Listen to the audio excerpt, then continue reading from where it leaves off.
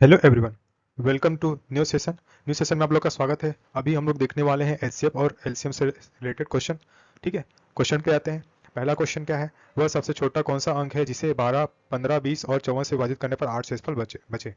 ठीक है, what is the smallest number which when divided by 12, 15, 20 and 54 gives a remainder of 8? ठीक है, जब इस टाइप के क्वेश्चन है हमारे पास दो मेथड रहेंगे। पहला मेथड क्या हो सकता है?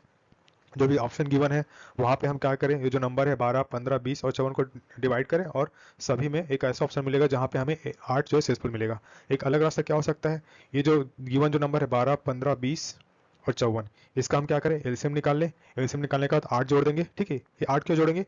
क्योंकि जो एलसीएम रहेगा तो डिविजिबल हो जाएगा, लेकिन हमें क्या एक्स्ट्रा बचाना है, 8 एक्स्ट्रा बचाना है। तो हम क्या करेंगे, वो 8 एक्स्ट्रा बचाने के लिए उस एलसीएम में 8 जोड़ देंगे। ठीक है, तो पहला काम क्या रहेगा हमारा, 12, 15, 20 और 54, इसका हम लोग एलसीएम ले लेते हैं।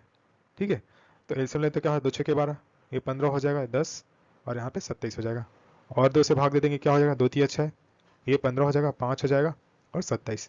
अब 3 से भाग देंगे तो 3 एक कम 3, 3 पंचे 15, यहाँ पे 5, 3 या 27। ठीक है, आगे और 3 से चले जाएगा, 1 हो जाएगा, 5 5, यहाँ पे 3, फिर 3 से तो 1 हो जाएगा, ये 5 5 और यहाँ पर 1, आगे फिर ये आखिरी में 5 से डिविजिबल हो जाएगा। ठीक है, तो इस तरीके से हमारा एलसीएम क्या आ रहा है, 2 गुना 2 गुना 3 गुना 3 गुना 3 गुना 5। ठीक है, इसके यदि हम क्या करें, थोड़ा सिंप्लीफाई करते तो क्या हो जाएगा, 4 4 तिया 12, 12 तिया 36, 36 गुना 3 कितना हो जाएगा, 36 गुना 3 गुना 5। ठीक है, 36 गुना 3 क्या हो जाएगा, 108, 108 गुना 5 मतलब 540। ठीक है, तो ये क्या होगा, 540 ऐसी संख्या जो क्या है, जो सभी गिवन नंबर उसको डिविजिबल कर देगा। लेकिन हमें क्या 8 शेषफल बचाना है, तो 8 शेषफल बचाने के लिए क्या करेंगे, इसमें 8 जोड़ देंगे। तो हमारा आंसर क्या हो जाएगा, 548।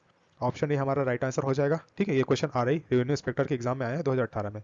ठीक है, ये तो हो गया एक तरीका। और तरीका क्या हो सकता है, हम क्या करें, ऑप्शन से क्वेश्चन सॉल्व कर सकते हैं। हम क्या करें, 548 को ले लें। अब क्या करें, जो भी क्वेश्चन जो भी संख्या दी है 12 दी है, जैसे यहाँ पर 12 से डिविजिबल करके देखिए 8 से इस पर बचना चाहिए।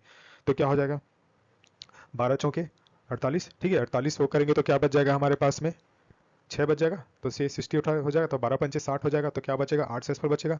सिमिलरली हम क्या करें, इसको 15 से भाग दे देंगे तो क्या हो जाएगा, 15 तिया 45। ठीक है, तो यहाँ पे कितना शेषफल बचेगा, 9।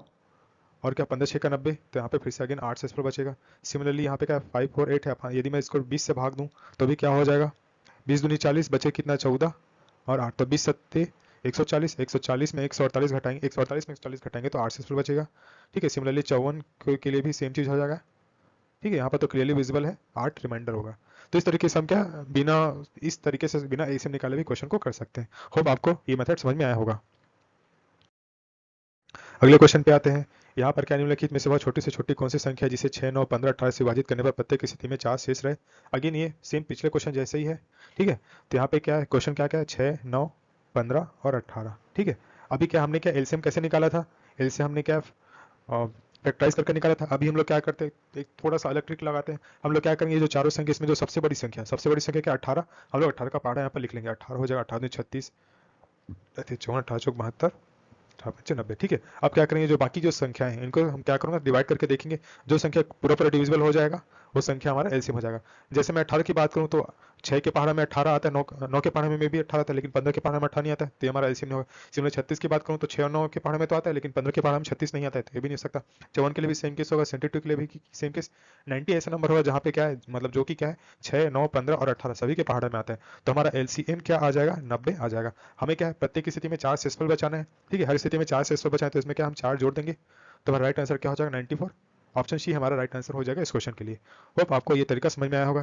ठीक है, अब एक डायरेक्ट मेथड भी कर सकते हैं। यहाँ पे क्या है, जो चारों नंबर है उसका हम क्या गिवन जो नंबर है उससे क्या करें, डिवाइड करके देखिए। जिसको डिवाइड करने पे हर एक स्थिति में क्या से 4 शेषफल आ जाए, वही हमारा राइट आंसर हो जाएगा।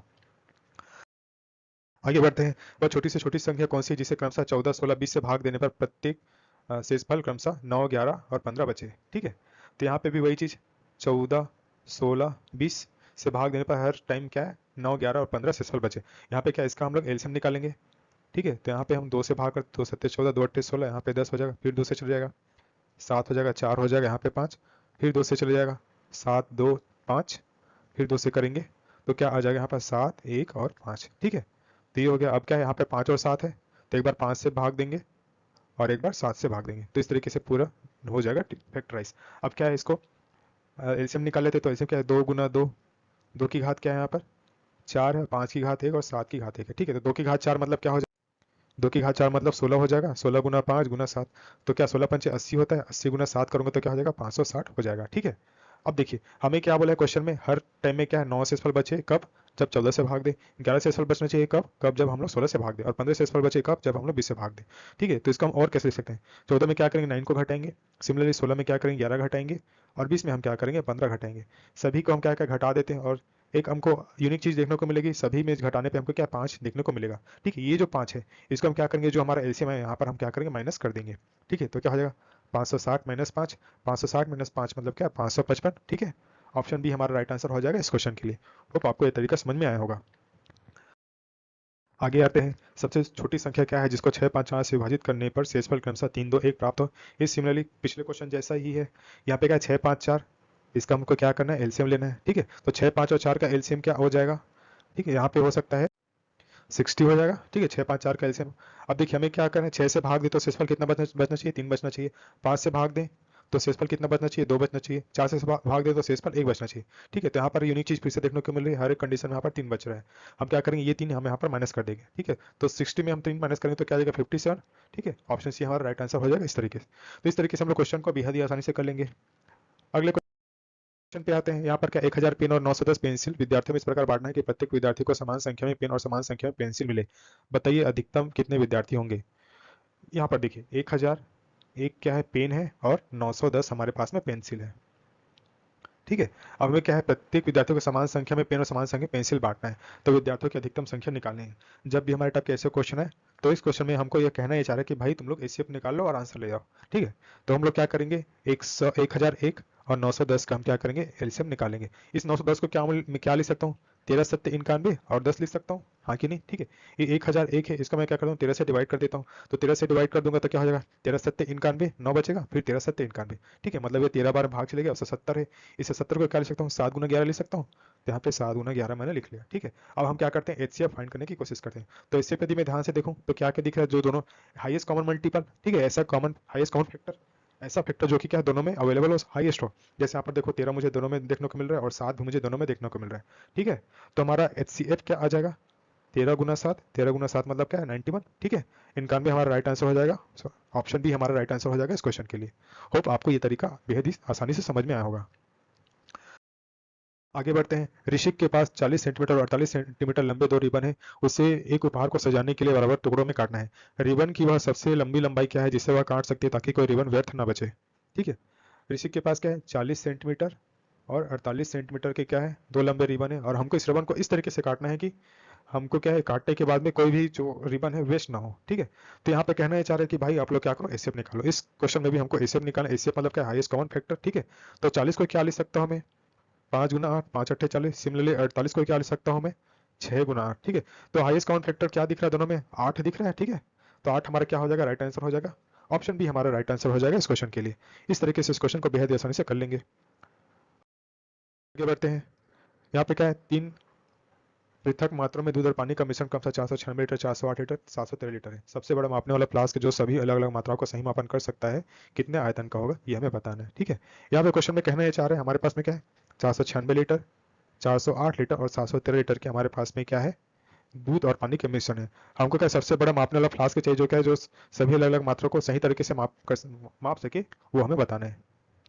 जब भी इसी टाइप के क्वेश्चन है अगेन यहाँ पर हमें एसीएफ निकालने के लिए बोला है। ठीक है, तो एसीएफ कैसे निकाल सकते हैं, एसीएफ निकालने का सबसे अच्छा तरीका क्या है, जो ऐसी दो संख्या लेंगे जिसके बीच का अंतर सबसे कम हो।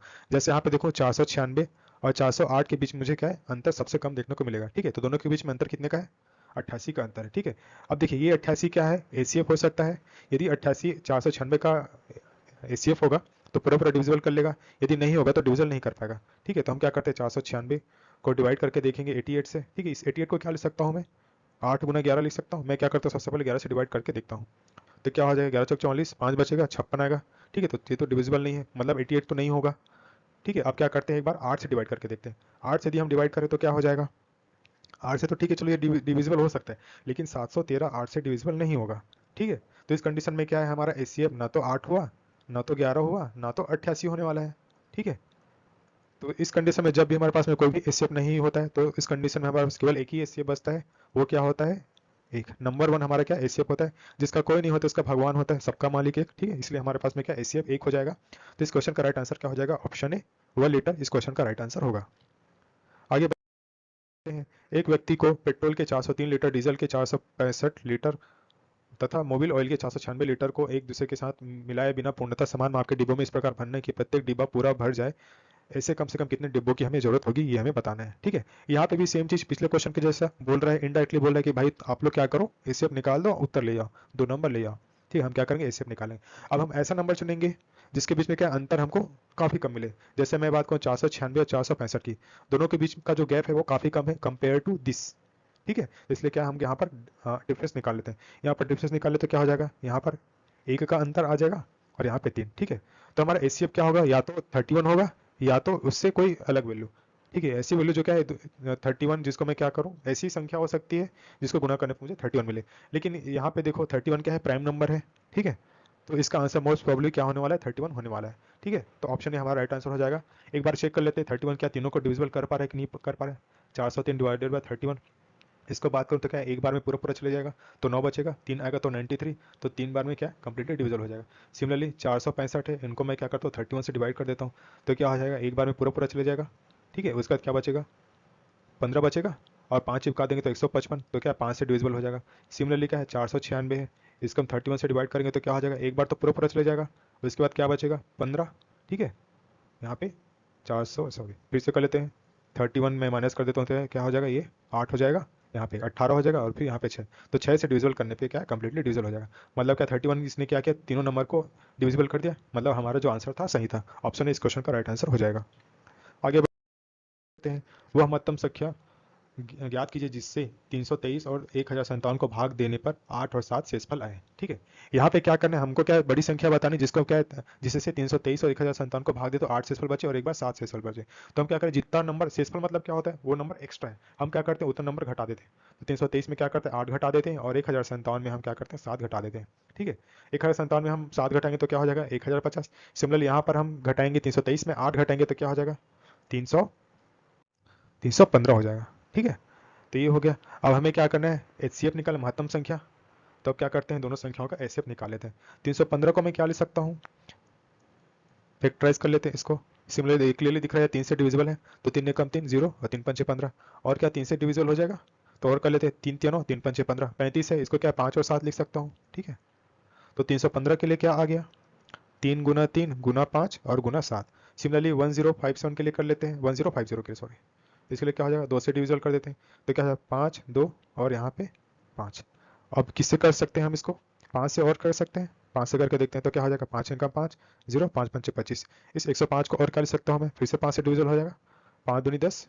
ठीक है, और 5 का 5, इस 21 को क्या लिख सकता हूँ मैं 3 3 7 21 और 7 यहाँ पे 1, तो 1050 के लिए क्या आ जाएगा 2 गुना 5, 3 लिख लेते हैं 3 गुना 5 गुना 5 गुना 7। ठीक है, अब हमें क्या निकालना है, एचसीएफ निकालना है, हाईएस्ट कॉमन फैक्टर। तो हाईएस्ट कॉमन फैक्टर क्या है यहाँ पर देखो एक बार 3 मुझे देखने को मिल रहा है, सिमिलरली यहाँ पर एक बार 5 और एक बार 7 मुझे देखने को मिल रहा है। ठीक है, तो हमारा क्या हो जाएगा 3 गुना 5 गुना 7। ठीक है, तो क्या हो जाएगा 5 दिया 15, 15 गुना 7, 15 गुना 7 मतलब क्या 105। ठीक है, ऑप्शन बी हमारा राइट आंसर हो जाएगा इस क्वेश्चन के लिए। तो इस क्वेश्चन को इस तरीके से हम लोग बेहद ही आसानी से कर लेंगे। अगले क्वेश्चन पे आते हैं।